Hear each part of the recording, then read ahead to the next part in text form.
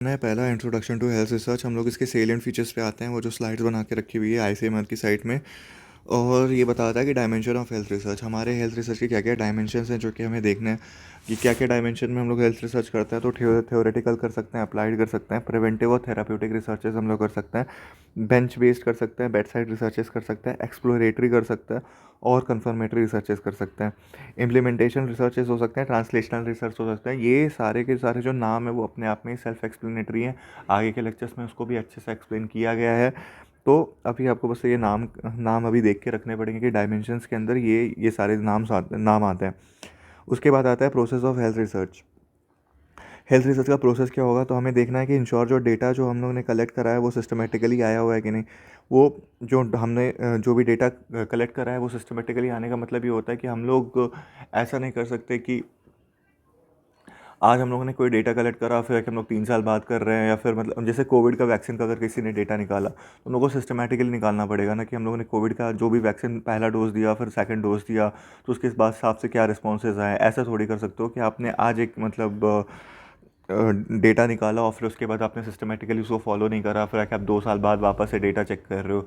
तो मीनवाइल में बहुत सारे कंटेमिनेशन आ गए होंगे, बहुत सारे और वैक्सीन आ गए होंगे, बहुत सारे और अंडरलाइंग इन्फेक्शंस आ गए होंगे। सिस्टमेटिकली आपको मालूम है कि ये सिस्टमेटिकली होना चाहिए। फिर आता है ड्रॉ द मीनिंगफुल कंक्लूजन्स।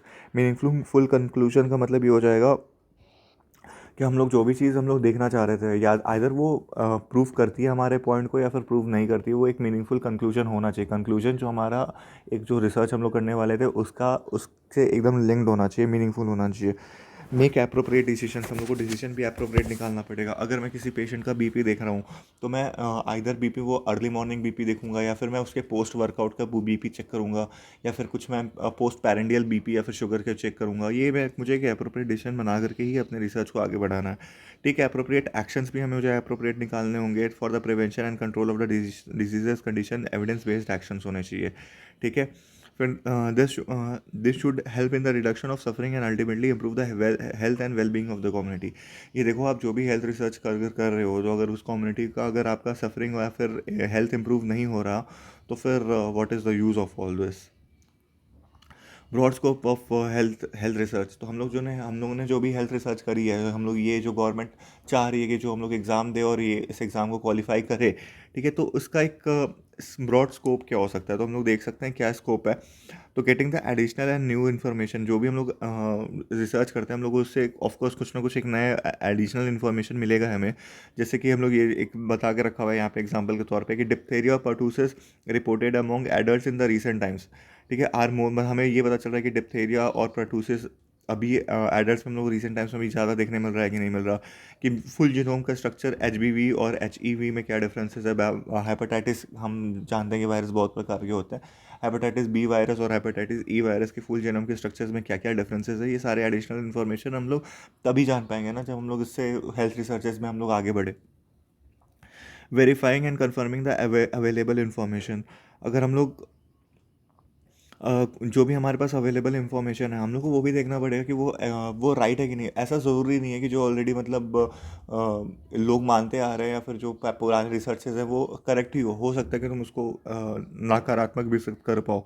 ठीक है, तो बेसिकली क्या होता है, are aetiologies of the paediatric pneumonia different in the age children age 5 और less and developed countries and resource limited countries. तो बस बता रहा है कि अगर जो पीडियाट्रिक निमोनिया है, ठीक है, तो वो जो जैसे मान लो यूएस हो गया या फिर एक कोई अफ्रीकन कंट्रीज़ हो गई, तो उसमें क्या है, ये निमोनिया का जो इटियोलॉजी है वो 5 से कम साल के बच्चों में हो रहा है। तो ये हमें वेरीफाई करना है। ठीक है, तो यह हो सकता है ना कि अगर यहाँ 5 से कम साल के बच्चों में यूएस में हो रहा है लेकिन 5 से ज़्यादा साल के बच्चों में भी हो रहा है इन नॉन डेवलप्ड कंट्रीज़। ठीक है, तो फिर ये सारे चीज़ को हम लोग कंफर्म कर सकते हैं।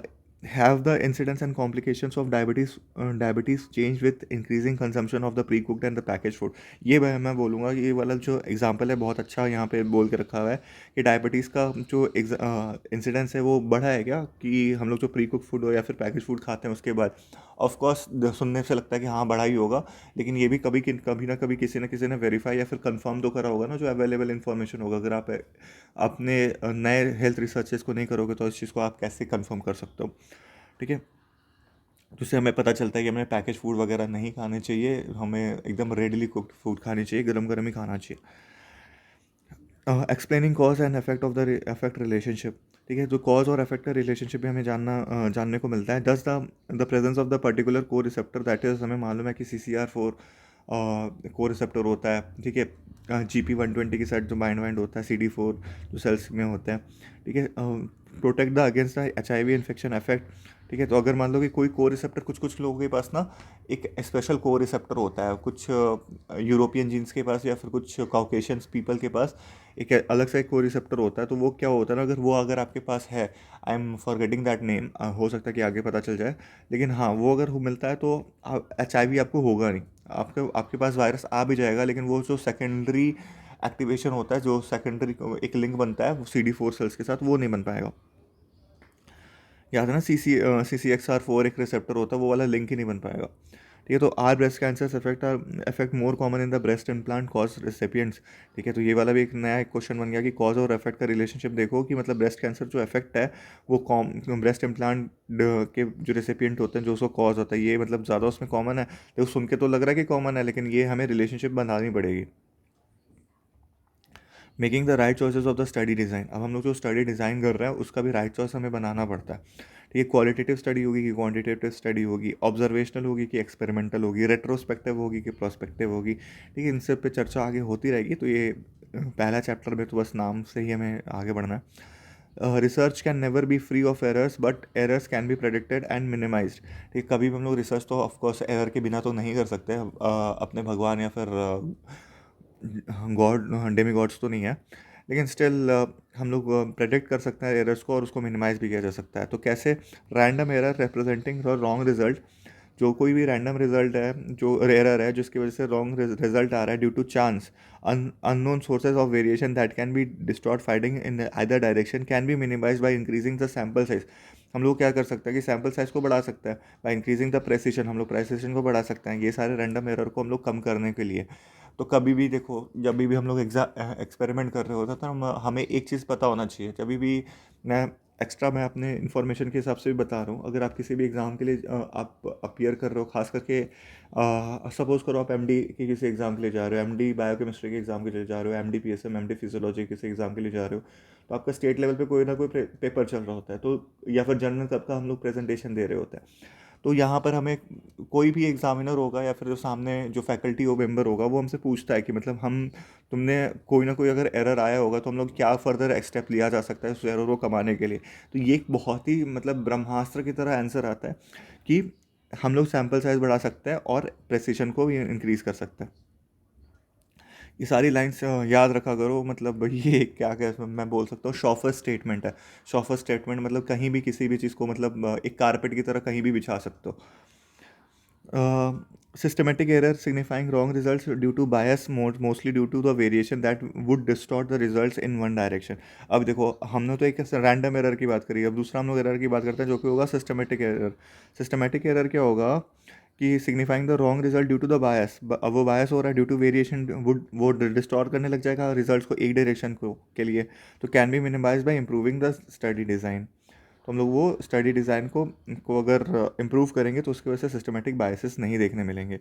ठीक है, अभी हम लोग ये देख लेते हैं कि चैलेंजेस क्या क्या आते हैं, या फिर फंडामेंटल्स प्रिंसिपल्स जो फॉलो करने चाहिए हमें, वो क्या क्या होंगे। फंडामेंटल्स प्रिंसिपल जो हमें हेल्थ के रिसर्चेस के लिए हमें फॉलो करने चाहिए, वो क्या क्या होगा। Planning, planning is very critical. ठीक है, देखो क्रिटिकल तो ये भी है, टीम वर्क भी क्रिटिकल है, लेकिन प्लानिंग अगर मैं बोलूँगा तो वो बहुत ही क्रिटिकल है। हमें वो पता होना चाहिए, spend enough time and involve the right people in planning. ठीक है, 3 levels of the reviews are essential. देखो ये वाला जो 3 लेवल है ना, इससे क्वेश्चन पूछे जाते हैं। हालांकि हर स्लाइड से जो भी मैं पढ़ा रहा हूँ उससे क्वेश्चन आते ही आता है, इसलिए मैं एकदम हिंदी और एकदम सामान्य भाषा में आपको बता रहा हूँ। आप बंगाली भी आपकी मदर टंग बंगाली भी होगी, आपकी मदर टंग मतलब हो सकती है मराठी भी हो, जो अगर आप मेरे वीडियोज़ को देख रहे हो कहीं से भी आप बिलोंग कर सकते हो।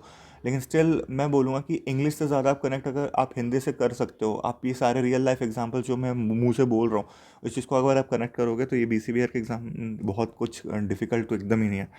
ठीक है, तो 3 levels of the reviews are essential. पहला तो रिव्यू क्या आएगा, साइंटिफिक रिव्यू आएगा, फिर आएगा एथिक्स का रिव्यू आएगा, फिर रेगुलेटरी रिव्यू आएगा। तो कभी भी आपको एग्ज़ाम पास करना हो ना, तो ये वाला चीज़ समझो कि साइंटिफिक रिव्यू क्या करता होगा। तो ये बताता होगा साइंटिफिक रिव्यू की नॉवेल्टी है कि नहीं, आपने जो रिसर्च करी है वो एकदम राइट बात है कि नहीं, एकदम सही चीज़ हो रहा है कि नहीं। आपने बस बता दिया कि चलो सिगरेट पीने से लंग कैंसर होता है, अरे बधेरू स्टडीज़ पढ़ी हुई है, तो नॉवेल्टी तो कुछ नहीं रही ना। ठीक है, नया कुछ तो नयापन तो नहीं रह गया। रैशनैलिटी, रैशनैलिटी, आप मान लो कि राइसिन के स्मोकिंग से मतलब कुछ आप कुछ पॉइजनिंग होती है, भाई राइसिन कौन स्मोक करता है। ठीक है, रैशनैलिटी नहीं रही ना। फिर जस्टिफिकेशन, हाँ जस्टिफिकेशन, आप जो भी मतलब आप किसी का आप एक्सपेरिमेंट कर रहे हो तो वो जस्टिफाइड है कि हाँ ये वाला चीज़ आप देख पा रहे हो सकता है कि कुकिंग में मतलब आजकल जो वेजिटेबल्स सीड ऑयल्स है उसके उसके लेने से, उसके कंजम्पशन से मतलब लोगों को गैस्ट्रिक कैंसर्स हो रहे हैं।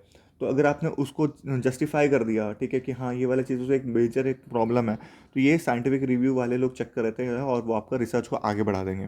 ठीक है, फिर एथिक्स रिव्यू वाले होंगे, भाई आप ह्यूमन के जो ह्यूमन सब्जेक्ट्स पे तो आप एक्सपेरिमेंट कर रहे होगे ना। ठीक है, तो उनके प्रोटेक्शन हेतु एथिक्स के रिव्यू यहाँ पर एथिकल कमिटी बिठाई जाती है, उनका रिव्यू लिया जाता है। रेगुलेटरी रिव्यू में क्या होती है, रेगुलेटरी रिव्यू मतलब कहाँ से वो जो अभी आप रिसर्च वगैरह करोगे उनकी फंडिंग वंडिंग कहाँ से आएगी, फॉरेन फंडिंग होगी, सैम्पल का जो शिपमेंट होगा वो कहाँ से होगा, इंटेलेक्चुअल प्रॉपर्टी जो होगी, एक्सचेंज ऑफ विजिटर्स, जो भी मतलब विजिटर्स आएंगे वो सारे कहाँ से आएंगे, ये सारा चीज़ जो होगा वो रेगुलेटरी रिव्यू में आएगा। आपको मालूम है कि साइंटिफिक क्या करेगा, एथिक्स क्या करेगा, बाकी जो भी तमाम चीज़ आएंगी वो रेगुलेटरी रिव्यू में आ जाएगी। ठीक है, coming to the next slide, वहाँ पे बोल के रखा है breadth and depth inquiry in the health research. Human host, human host होगा हेल्दी, ससेप्टेबल होना चाहिए, विथ डिजीज़ हो सकता है, डेड हो सकता है। ठीक है, surrounding environment and society, climatic factors को हम लोग चेक करेंगे, हाउसिंग को चेक करेंगे, vectors, animal, socio culture cultural practices को चेक करेंगे। ठीक है, और फैमिली स्ट्रक्चर को भी चेक करेंगे, और हेल्थ केयर इंफ्रास्ट्रक्चर और डिलीवरी में भी हम लोग ये सारी चीज़ों को चेक करेंगे। ये सारा किस किस हेडिंग के अंदर आता है, breadth and depth inquiry of the health research. ठीक है, तो हम लोग को जब भी हेल्थ रिसर्च करना है तो हमें ह्यूमन होस्ट को चेक कर देखना है कि कैसा है वो, उसकी सराउंडिंग एनवायरनमेंट को चेक करना है, और इंफ्रास्ट्रक्चर और डिलीवरी हो पाएगी कि नहीं हेल्थ केयर वाली, वो भी हमें चेक करनी है। अगला जो स्लाइड बोल के रखा हुआ है वो है broad scope of health research. अब और क्या ब्रॉड स्कोप हो सकता है हेल्थ रिसर्च का, तो क्या हो सकता है, देखो, टेस्टिंग न्यू ड्रग्स, ठीक है, नए ड्रग्स भी हम लोग टेस्ट कर सकते हैं, tools and intervention for prevention, treatment and control of a disease. हम लोग जो भी मतलब नए ड्रग्स आएंगे, वैक्सीन आएंगे, टूल्स आएंगे, उनको कैसे कैसे डिजीज़ में अपने को यूज़ करने का है वो सब हम लोग चेक कर सकते हैं। कैन आई एन एच हमें मालूम है आइसोनियाजाइड है। Prophylaxis delay the onset of the tuberculosis in HIV infected patient. अगर HIV है तो हमें मालूम है कि वो इम्यूनो कॉम्प्रोमाइज्ड होगा। अगर क्या मैं उसको पहले से INH दे दूँ, ठीक है, आइसोनियासिड दे दूँ, तो क्या मतलब ये उसको आगे चल के TB नहीं होगा प्रोफाइलेक्सिस में। ये सब हम लोग कैसे पता करेंगे अगर हम लोग रिसर्च ही ना करें तो। ठीक है, ये broad scope of the health research में आता है। ठीक है, will introduction of the smokeless stoves results in the reduction of the respiratory morbidity and the mortality in the rural areas। ठीक है, इस समझ में आ ही रहा है कि स्मोकलेस स्टोव्स को अगर हम लोग लेते हैं तो उसमें मॉर्बिडिटी और मोर्टेलिटी रूरल एरियाज़ में कमेगी। ये भी हमें चेक कर सकता है। Evaluating the ongoing programmes, assessing the feasibility of the new programmes. हम लोग जो नए पुराने जो प्रोग्राम चल रहे हैं वो कैसा चल रहा है, और जो अगर हम लोग नए जो प्रोग्राम्स को इस्टेब्लिश करना चाहते हैं उसकी फिजिबिलिटी क्या है, क्या मतलब स्कोप है। जैसे कि ये देखो ना, यहाँ पे बहुत अच्छा एग्जांपल देके रखा हुआ है, इस injectable iron sucrose better than alternative to deal with the pregnancy related anaemia than oral iron. ठीक है, तो बोल रहा है कि ओरल आयरन से ज़्यादा अच्छा क्या इंजेक्टेबल आयरन है क्या प्रेगनेंसी में, तो बोल रहे हैं कि नहीं। है या कि नहीं है वो तो डिपेंड करेगा वो तुमने क्या क्या प्रोग्राम्स लगा रखे हुए हैं। ठीक है, will the integrated disease surveillance programme will be able to predict the epidemics of influenza in the blood flu in the India, जो कि हमारे ऑलरेडी IDSP, ठीक है, इंटीग्रेटेड डिजीज सर्वेलेंस प्रोग्राम है, वो मतलब प्रेडिक्ट कर पा रहा है कि एपिडेमिक्स कब आएगा इन्फ्लुएंजा का ब्लड फ्लू में इंडिया में कब आएगा, वो बता पा रहा है कि नहीं, वो प्रेडिक्ट कर पा रहा है कि नहीं। तो ये भी, ये सारे भी चीज़ें हम लोग ब्रॉड स्कोप में हम लोग पता लग कर सकते हैं। Some critical considerations in planning phase. ठीक है, प्लानिंग फेज के क्या क्या क्रिटिकल कंडीशंस हो सकती हैं, there should be an adequate justification to conduct the research study. ठीक है, ऑफ कोर्स जस्टिफिकेशन मैंने समझा ही दिया कि वो होने चाहिए बेसिकली। और the research question should have a clarity and focus. जो रिसर्च क्वेश्चन है मैं ढूंढ के आ रहा हूँ वो मुझे पहले से क्लैरिटी एंड फोकस होना चाहिए। हाउएवर मतलब ज़्यादातर चीज़ें सेरेंडिपिटी में हमें मिलती है, but serendipity can not be our sole reason for our research progress, no.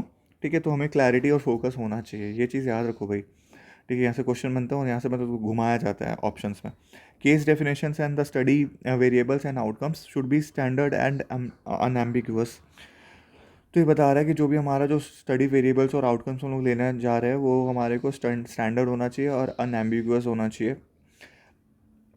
और जो सैम्पल साइज़ है, जो सैम्पल होगा वो रिप्रेजेंट करना चाहिए एग्जैक्ट वो जो पॉपुलेशन हम लोग ले रहे हैं वो सारा चीज़।